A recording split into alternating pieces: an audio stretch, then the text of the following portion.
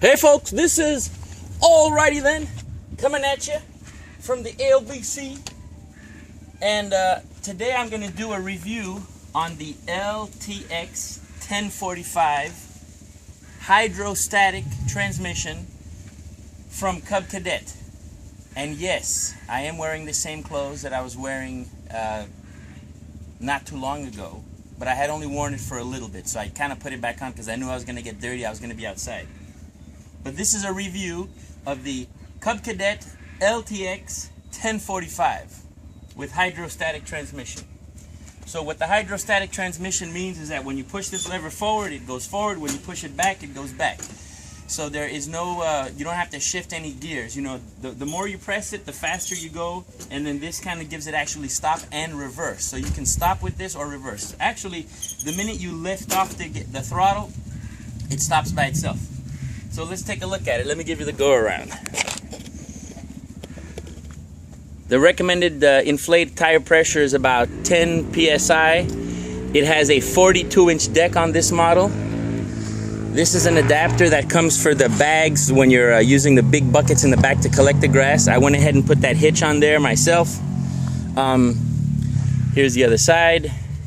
That's the deck, 42-inch deck, tire. And I actually put that front bumper aftermarket. It actually comes for it, but I put it on after. So what do I think of it? It's a... Man, those guys in those ATVs back here. This is the battery. It's very easy to replace the battery. You just lift up the seat, put it. You can adjust the seat by pulling this lever here, so everything is adjustable. It has a little compartment right here for you to put stuff. So what I do is I keep a tire pressure gauge. I always check the tire before I cut, and I have some earplugs in there just in case, because this thing, you know, it gets noisy. You want to protect your ears. Always check the oil before you use the machine. Always check the oil first. If you don't, you can seize the engine and it's messed up, and they do leak a little bit of oil every now and then. The valve cover is over here. So it's horizontally placed, so some oil does leak from the valve cover every now and then.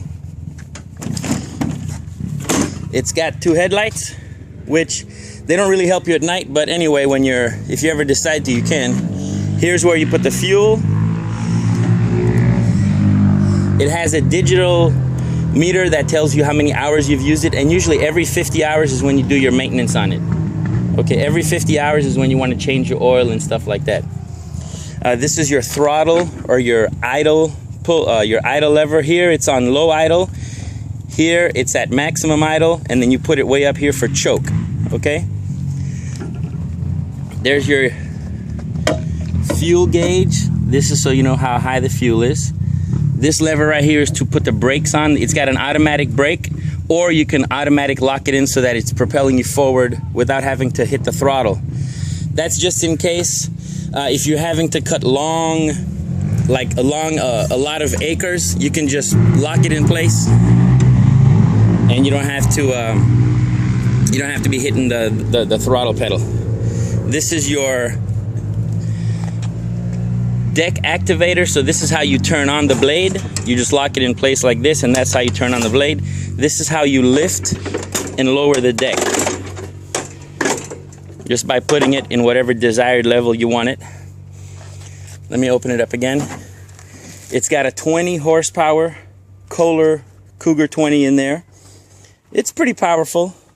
If you get into high grass, it tends to stall a little bit, but that's because I have the outlet port blocked off. This is a hack that I did because it just, since I have a lot of trees, every time I get close to the trees, I would hit that little plastic rubber shield where the chute would come out of, and it was just a pain in the butt. So I just decided to cover it up. I made that little piece to cover it up, and it also mulches the grass as you go in there. There's no mulching attachment for it or mulching blades. On these covers here, you'll notice that I made these two holes in there just using a regular circular drill bit. I just cut these two holes out because as you're using the unit, the lawnmower, the grass gets stuck inside here. And you don't want to leave that wet grass. And every time I had to clean it, it's a pain in the butt, man, to get the hose in here, to try to clean it out. It's just a pain. So I drill these holes, and every time I'm done, I just spray the hose right in there, and it cleans it all out. You don't want to leave that wet grass sitting on the unit. I've had to weld the muffler here because it cracked over time. What else? I changed the oil. The carburetor leaked on me a couple times, but I finally fixed it. Make sure you lubricate all your steering points. And again, this is the other side of the deck where I drill these holes where I can just take the hose and stick it in there. It does come with this adapter where there's an adapter that you plug the hose in there and it sprays water, but I just stick the hose underneath while the blade is running. But be very careful that you don't, stick the whole hose. I kind of hold it away like this and then make the water shoot inside there to clean it out. As long as you maintain it, there's no problem, but it does have its little things. Overall, it's been a great lawnmower. Hasn't given me too many problems, but the key to this is maintenance. You always want to maintain it. The top speed is about 5 miles per hour going forward and about 2 miles per hour going backwards. 42-inch cut. The turning radius on this, they say it's 12 inches, but it's not really 12 inches. I've tried to measure it. It's maybe about 18, 20 at best.